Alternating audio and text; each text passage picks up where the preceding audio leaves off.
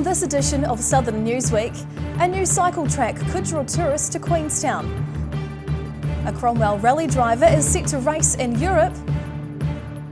And there's an attempt to beat a world record wheat harvest.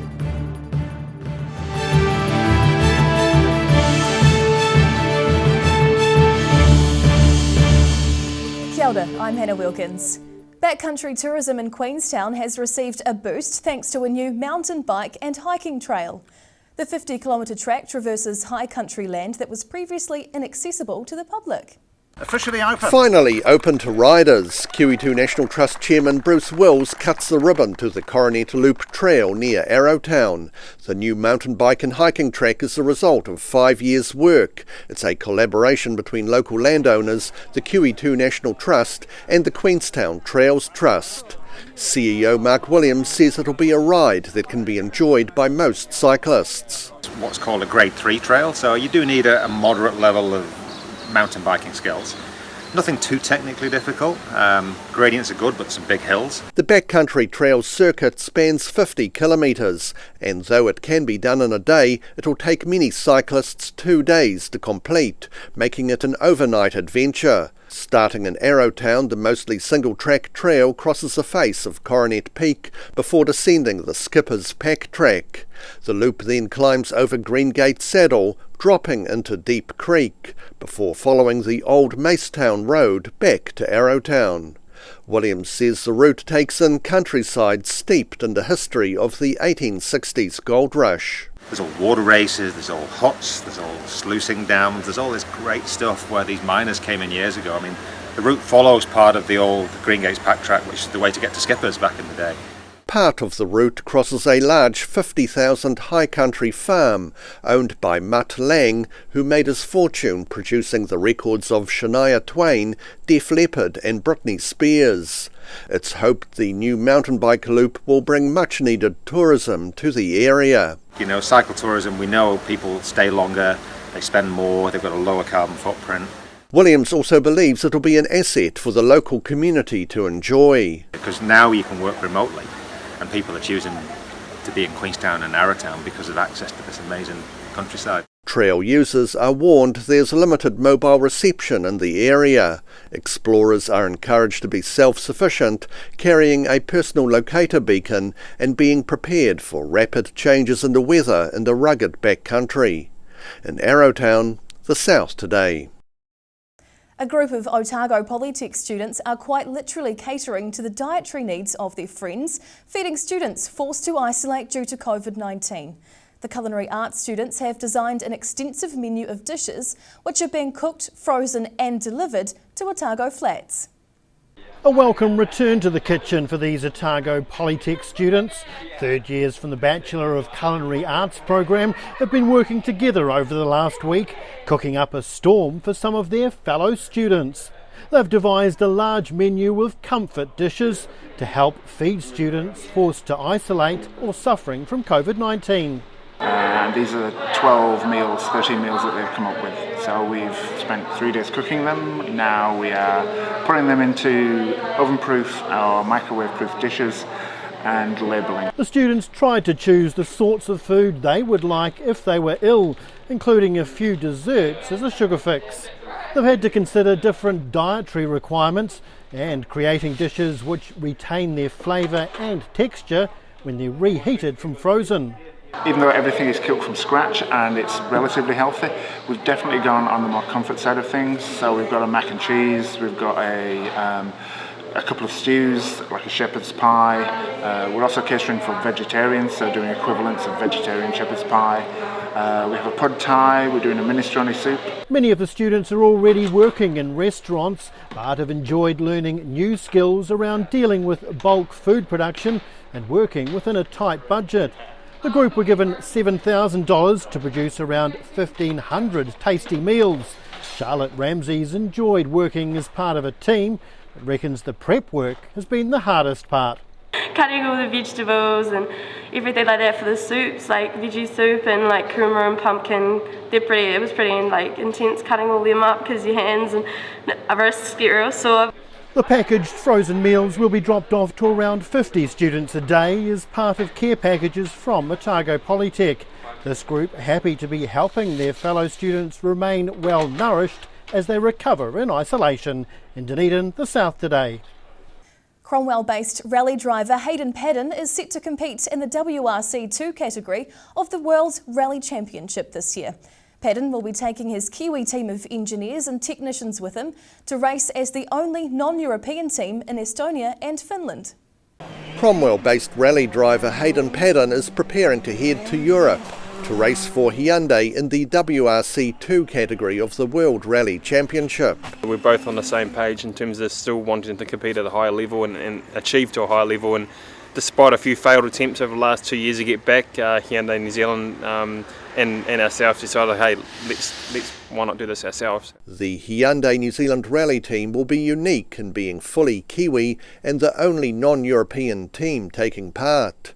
Paddon's established team of engineers and technicians will get their first good look at the new Hyundai i20N car in May. Yeah, we've got to learn the car. Obviously we haven't driven the car as such, but we're looking forward to getting our hands on it, develop it. And after the European events, Paddon's set to return home for some racing, much to the delight of Rally New Zealand CEO Michael Goldstein. Yeah, our event needs stars, and Hayden's the biggest star in rallying in New Zealand, so we're thrilled that he's in a Rally 2 car for Rally New Zealand. The cost of competing in the top WRC1 category is out of reach for the Kiwi team, but Paddon's happy to have a chance to show his mettle in the WRC2 class, riding the same roads as the big boys. Naturally, you'd love to be in a WRC1 car, but it's simply not realistic for a small team from New Zealand. The budgets of those main teams are in the tens, if not hundreds of millions of euros a year.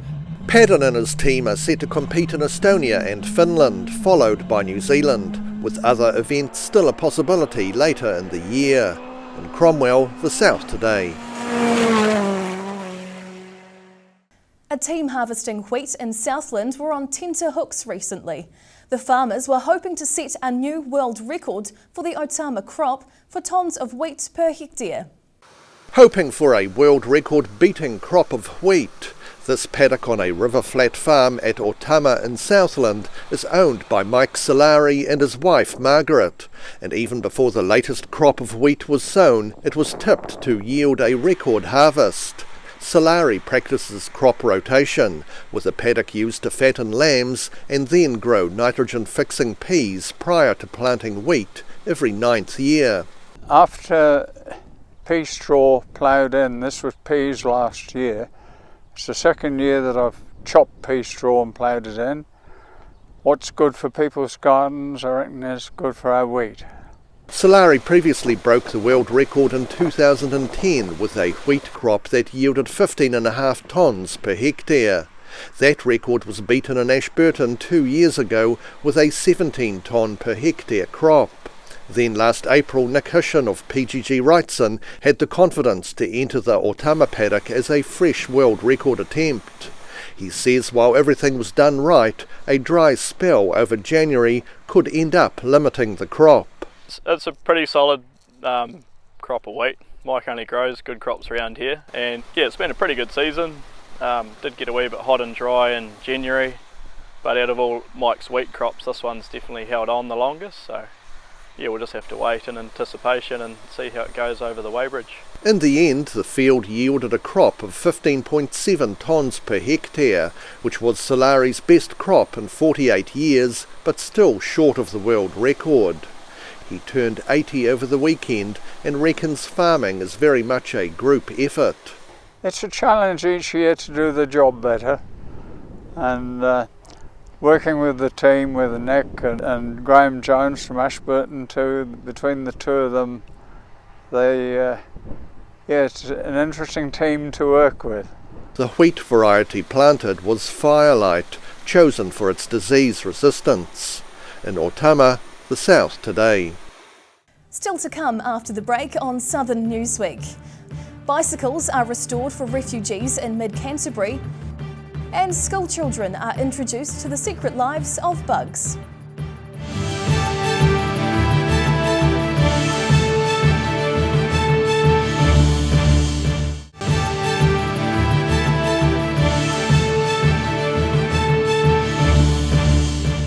Welcome back. The open pit mine at Macraes in East Otago has been standing in for Mars in the testing of a locally built six-wheeled rover.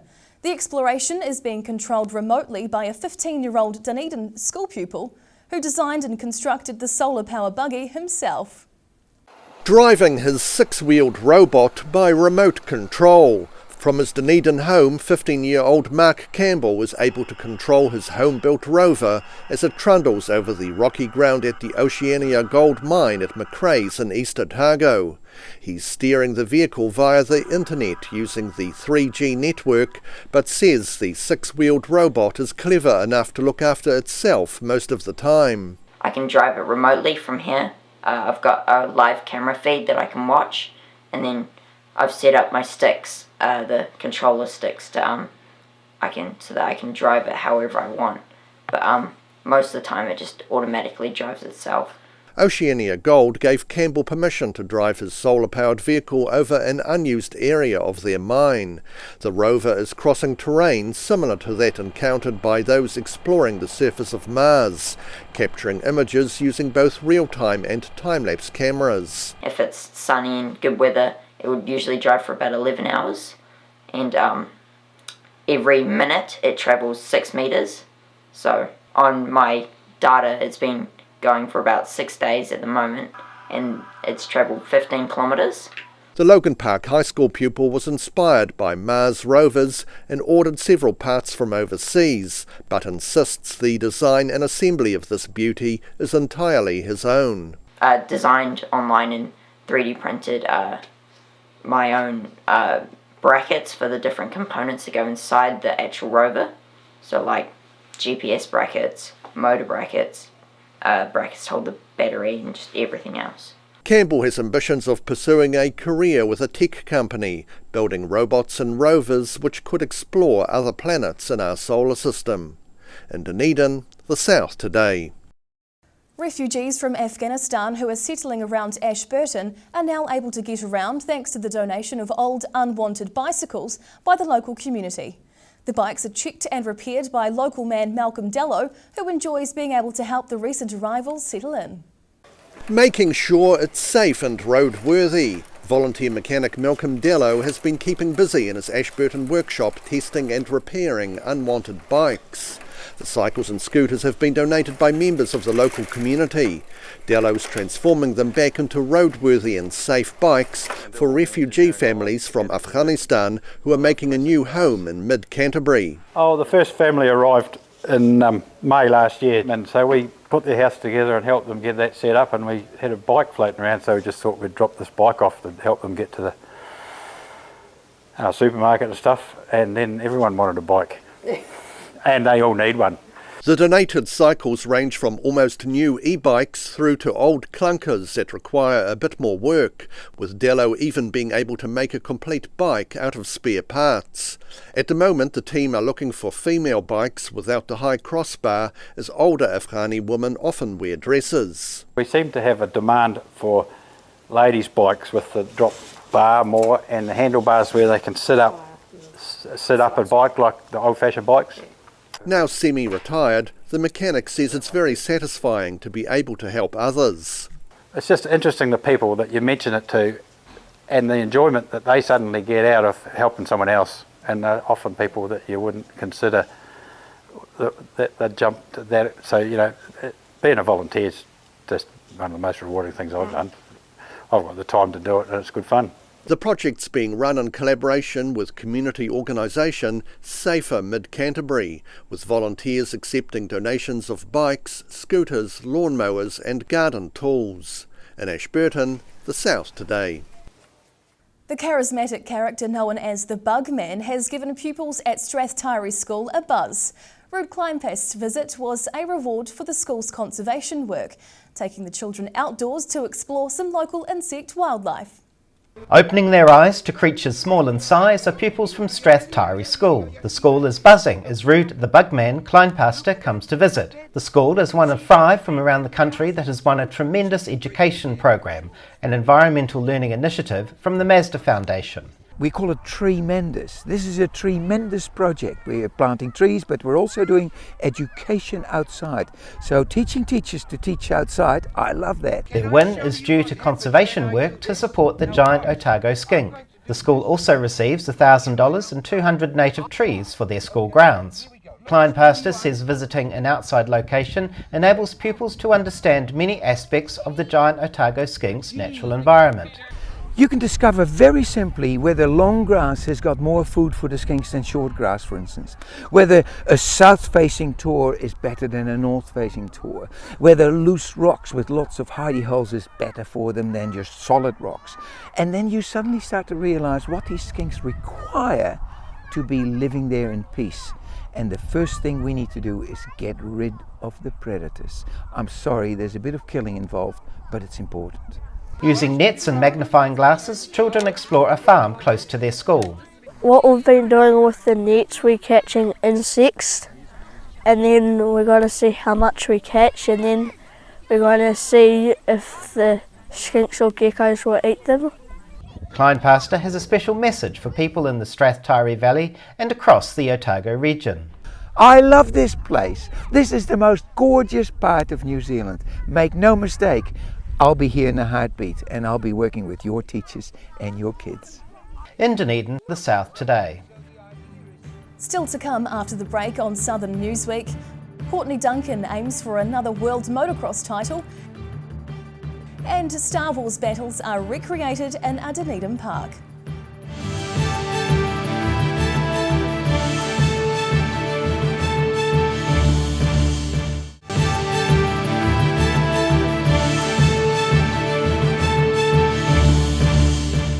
Welcome back. Save the Children believes there are 1 million children refugees among 2 million Ukrainians who've fled their country following the Russian invasion.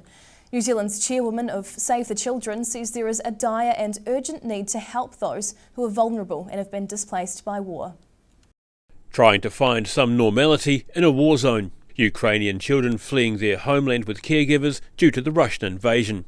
New Zealand's Save the Children says 2 million people have fled fighting in Ukraine, 1 million children among them.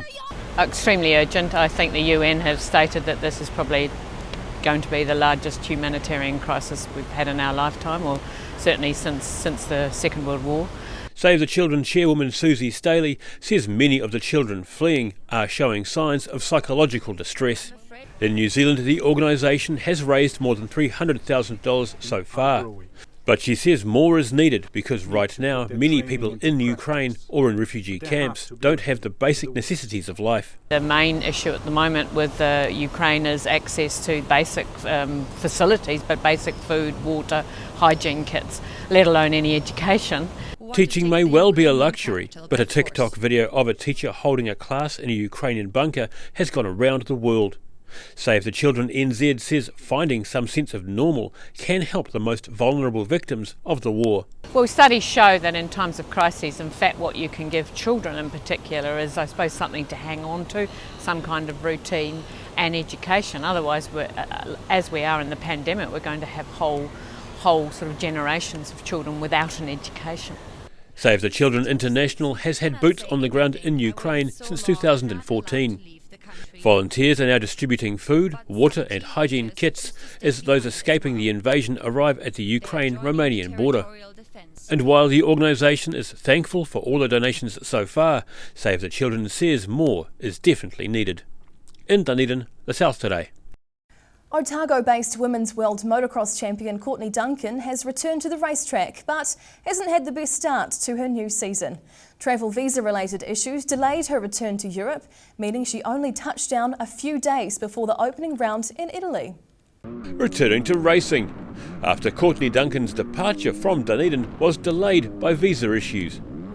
It meant she only managed to arrive in Italy just days before her opening 2 races of the Women's Motocross World Champs. Race 1 saw her riding behind one of her main rivals, Chiara Fontanesi. Who gets out of there the cleanest? Well, Duncan alongside, and she doubles her way through, and the pass is there, and they bang bars! Oh, they both go down, they touch! Wow! Fontanesi wasn't going to let that one go. She tried to lean on Duncan. Duncan wasn't having any of it either. The momentum pushed her into that outside anyway.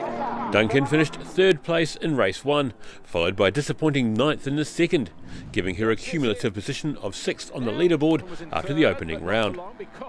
She admits the whole build-up wasn't great after only arriving in Europe this week. Also, she hadn't ridden the KX250 race bike before going straight into the sand. Kawasaki New Zealand Managing Director Shane Verhoeven says there were issues outside of Courtney's control, and he's confident with more prep time the public will see a classic Courtney Duncan comeback. The Otago rider is aiming to defend her crown as 3-time Women's Motocross World Champion. A girl on fire, as one of her sponsors puts it. Duncan now has a month to regroup before the second round of the WMX Series in Portugal in early April. In Dunedin, the South Today. The force is strong in Dunedin. Residents passing through the town bout may be surprised to see a group of adults playing with full-sized lightsabers in a local park. It's the site for Star Wars-themed duels, held most Sunday nights by the Dunedin chapter of the New Zealand Lightsaber Guild. Lightsaber duels from a galaxy far, far away are happening right here in Dunedin. Robin Hood Park in the town belt is the site of choreographed battles most weekends. Cameron Lindsay is one of the warriors. He's also an enthusiast of Japanese sword fighting and joined the battle between the Empire and the Rebel Alliance after hearing about it from a friend. I had a couple of lightsabers that I'd picked up in an Armageddon expo and thought, yep, that seems like a bit of fun. The fencing-style laser swords were popularised by the Star Wars science fiction movie franchise. These weapons feature blades made of strong polycarbonate and are lit by large LEDs, often with sound effects. Lindsay coordinates the Dunedin chapter of the New Zealand Lightsaber Guild and says you don't necessarily have to risk injury to take part. You're expected to get a few bruises. We're certainly well aware that not everyone wants to end up with bruises, so if you're not someone who wants to fight, you can get into the choreography, and we have some people who are along who like the choreography. Many of the warriors are also interested in cosplay, and while some are fighting on the dark side, most of Dunedin's lightsaber clashes are performed in civilian clothes. If you want to do some more choreographed stuff, you can put on the Jedi robes and all of that and jump around with the Jedi robes. We tend not to. I have the Jedi robes and I do wear them occasionally, but most of the time it's just jeans and a t-shirt. He says these Star Wars-like duels have a keen following worldwide, with the Lightsaber Guild hosting regular gatherings and competitions here in New Zealand. You go overseas, it gets even bigger. You know, there's full-on competitions, there's set rules, there's set forms, and you know, you can really learn exactly how to choreograph yourself and have this fighting style that looks quite Star Warsy. The Dunedin group has about 8 active members, but more Jedi and Sith warriors are always welcome to use the Force and join up. In Dunedin, the South Today. And that wraps up this edition of Southern Newsweek. For the latest news and videos from the Southern region, head online to odt.co.nz. And you can follow Channel 39 on YouTube to catch our news bulletins on demand. Nō reira, kia pai te pau, ka kite anō.